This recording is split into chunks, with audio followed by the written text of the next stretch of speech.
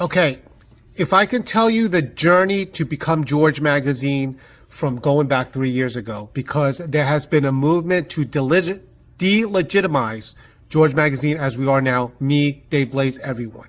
The first thing they said is, well, you can't really be George. You don't have the trademark. We have the trademark. Then they said, well, you can't be really George because you never interviewed a Kennedy. And we interviewed RFK Jr.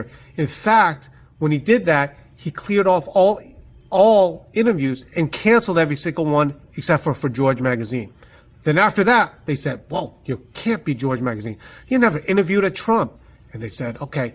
Or they even said this. You didn't interview Dan Scavino, which was my boss, by the way. Just ask him. He knows me. So we said, okay, you know what? We'll interview Marla Maples. And in fact, we published Tiffany's wedding pictures, or some of them, in our magazine, and we had to get permission from Melania Trump. Okay? That wasn't good enough. But you know what else happened during this time? From last year, August till now, I'll tell you what happened. And you've seen it in real time.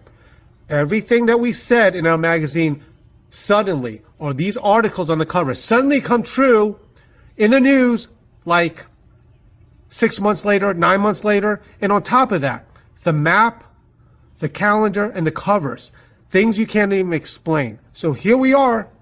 It took a year to constantly say, listen, this is happening, watch this. How is it possible we did this with the map or the calendar? This is what I want to say to everyone, if they're still out there, and I know some of them are, that try to delegitimize us, right? If you listen to them, don't follow us anymore. Don't. Follow them and ask those people, tell us what's happening next. Then you'll understand when it comes to those people, they are trying to stop you from getting the truth.